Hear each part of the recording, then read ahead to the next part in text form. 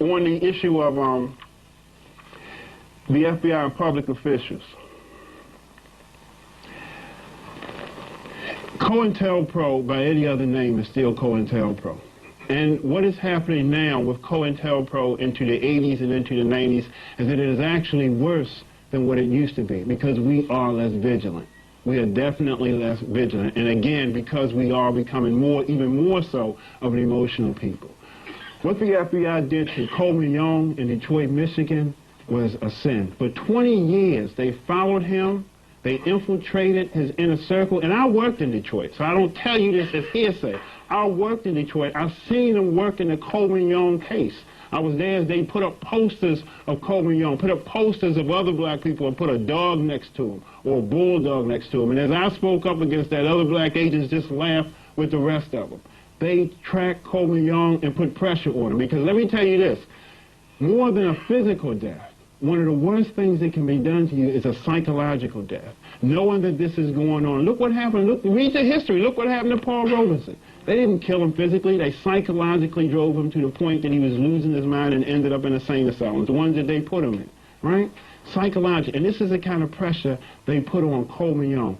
Coleman Young knew that his inner circle was infiltrated, but they told him that it was infiltrated. A major tactic of the FBI. Tell you that you've been infiltrated, but don't tell you who the infiltrator is. Because immediately what you begin to do is accuse everyone around you. And then the organization is really going to split. Now everyone becomes a possible infiltrator. And that's what they did to him. And the person you question first and foremost is the person that brings you the information that you've been infiltrated. Because the first, instead of repeating that, then the first question you should say, well, how do you know? That's the first question you ask. Because what happens in our emotion is that they'll come to you and say, listen, we got an infiltrator in here, and I think it's that brother over there. You see how he walked? And he walked just like everybody else. But 2 days later, you'll be talking about, yeah, he does walk a little funny, doesn't he? And then he'll go tell someone else. And before you know, without any facts or information, you done tore the whole organization apart. Because now everyone is accusing everyone. That is a tactic. That is a tactic for COINTELPRO, divide, infiltrate, divide from inside. First of all, question the person who point out that there's an infiltrator. It doesn't mean that there's not one there, but understand what it does. And understand, as Coleman Young would tell you himself, what it did to his organization as you began to try to find that infiltrator, and everyone begins to look suspicious. And now the organization can't have unity. You don't know who to include in meetings and exclude from meetings in this particular organization. A tactic of the FBI. They followed him. They persecuted him. When Coleman Young put that fist of Joe Louis downtown on the main street and Jefferson Street, white folks just went crazy. Because they said, listen, if you want to honor Joe Louis, do what everybody else do. Put a bust of Joe Louis down there. But Coleman Young, and for whatever reason, they've got a fist going down the town like this. And they swear that that's a black power thing that Coleman Young put down there. Now, I'm not saying, I don't know what Coleman Young's reasons were, but it upset them. It's right on Jefferson Street in downtown Detroit if you go there in front of the Joe Louis Arena. And that upset them so much. When they told Coleman Young that practice gun control, they said, well, you've got to have gun control in Detroit, Michigan. And Coleman Young came out specifically and said, listen, I believe in gun control. No doubt about it. I hate to have our black young people killing each other. But I refuse to disarm a whole city full of black people when I got all these militias living around me. He said, unless you're going to disarm all of these groups, verified now even by the FBI that Oklahoma bombing, that they have the #1 militia group. He said, I'm surrounded, I've got a group of black people surrounded by militia groups over the entire state of Michigan, and you saying, put your guns down, we're going to take care of you. After all that has happened to us in the history of America, they told, and Coleman Young essentially, and quite frankly, told him that he wasn't going to do it. He was not going to have gun control until they could disarm the Klan, until they could disarm. He said, we're going to practice gun control. We're going to practice it across the board. I'm not disarming black people. And again, as I've said, when talking to Coleman, gun control, I mean, we have to move away from just the Webster's definition or the definitions they set. Gun control means education. Because if you begin to educate our young people, they're not going to shoot each other. You can put a cannon in their hand. And if they love themselves and know what's going on, they're not going to shoot each other. So gun control to us can mean controlling the mind of our young people. Because even if you take the guns away, if they hate each other, they're going to find another way to kill each other. But it has to be a whole another definition of gun control. He came out and said it when no one else was saying it, and because that was another reason that he was persecuted. Harold Washington in Chicago, the day that Harold Washington died, I was in the office in Cincinnati, and agents celebrated, jumped up and celebrated the death of Harold Washington, said they were glad he was dead. And these are FBI agents who are supposed to be protecting the life of public officials, jumping up and down at the death of Harold Washington in Chicago.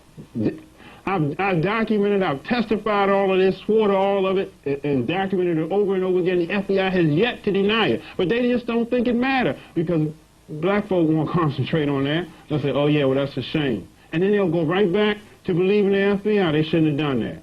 Horrible, horrible, horrible, right? And go right back into doing the same things. That's what they did to Coleman Young. The Marion Barry case. It's interesting for a couple of reasons.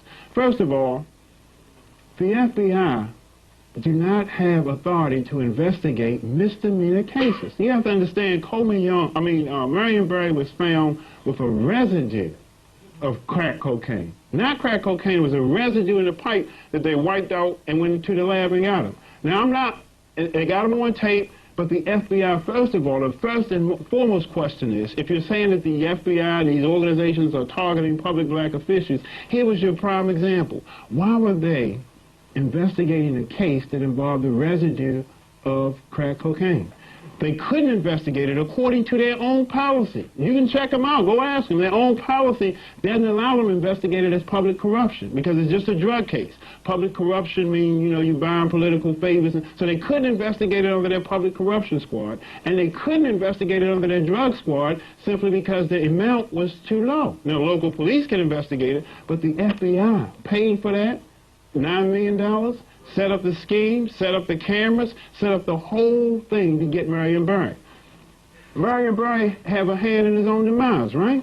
First of all, Marion Barry was a strong leader during the 60s, right? And he knew. And if he didn't know then, we know now about the FBI and COINTELPRO. And where is the place that they love to be calling you hotels? That is their home, right?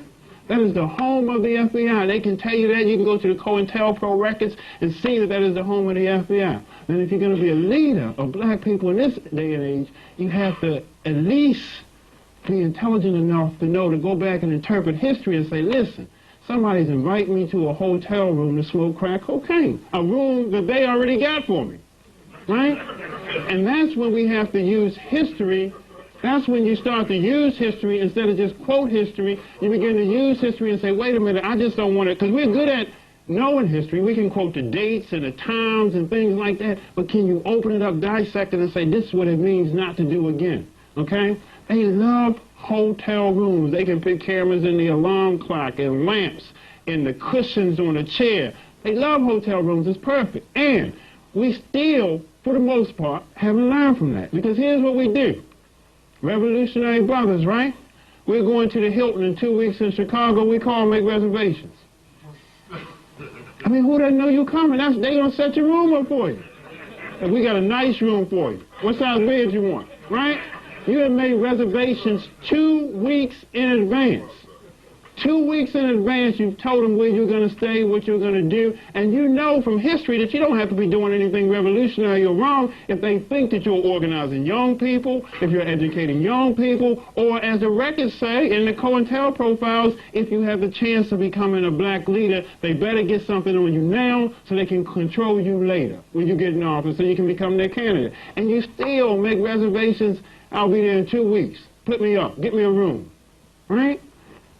And the silliest thing about it is that there's no need to make them. I will make them anyway. Make the best way to do it, as the mafia did sometimes. They will make reservations at the Hilton, get in town, drive to the Hilton, and then say, all right, I'm going across town to the Marriott. Well, don't you want to leave your credit card so we can know you? And I'll be there before 6. Just hold my room. And then get in town and go somewhere else. It's plain and simple as that. But you do not want someone else to prepare a room for you and have 2 weeks to fix it up. They can have all kind of cameras. Well, what's the rush? We got 2 weeks. Have all kind of technicians in there, right? And you know from reading history that is what they do. You've got the history. So if you're going to, and the other thing, if you're going to be a leader, or if you were a leader in the 60s or in the 70s, unlike most or many black people, they never forget. They will wait 30 or 40 years till you slip, and they'll be there to make sure you fall, no matter where you are. And Marion Barry had to remember that no matter what, they know what I did in the 60s. I can calm down now, go live free, go in the suburbs and live free and clear, but they don't burn files. And if you were a revolutionary in the 60s, you think you're going to be peaceful in the 90s, and then you can go do something a little strange and not get they're waiting for that. And they will wait 30 and 40 years. When I was in that organization, they were pulling up files on people. Well, who is this? Yeah, 1962, this is what he did. It can run down your entire record. And then those rednecks will look at the record and say, oh, yeah, let's get him. Let's take him down. We owe him. 30 years down the road, that's long-term thinking and memory, which shouldn't make you paranoid, but should make you intelligent enough to know I'm not making reservations at the Hilton 2 weeks in advance, or I'm certainly not going to a room for a woman who is inviting me there wherever for pint. Now, maybe the FBI set them up. That's no doubt. They shouldn't have been involved, right? It wasn't their case. They are wrong in this matter. But even if they're wrong, even if someone is chasing you with a gun, you never turn around and throw them ammunition. They're wrong for chasing you, but you don't turn around and say, hey, put them in the gun. Do you? Even if they are wrong for what they are doing, you never go back and give them ammunition because you know they're waiting for that. And that's what they did in the Marion Barry case. They laid and waited. They broke all the rules. And while the people were concentrating during that trial, the people of D.C. and around the country was concentrating on the fact that Marion Barry was entrapped. He could have been entrapped, and there's an element of entrapment there, no doubt about it. But what the FBI was extremely excited about is that the people did not concentrate on the fact that the FBI shouldn't have been involved in the case anyway, because as soon as you added that element, you can really justify and verify the fact that they are targeting black public officials. Because when they spend $9 million for a residue of crack cocaine in a misdemeanor cases, it's something special about that person that they're going after. That's obvious on the face of it. They didn't expect us to know that, but as a whole, we didn't pay attention to that, and that case just went by. It's gone. And Marion Barry is back in power in D.C. The people voted him back in power, and then they took all of his power, right? Gave him a control board in Washington, D.C. now. He can't hire or fire anyone, promote him, or demote him. But he's a mayor. He don't control the school board or anything.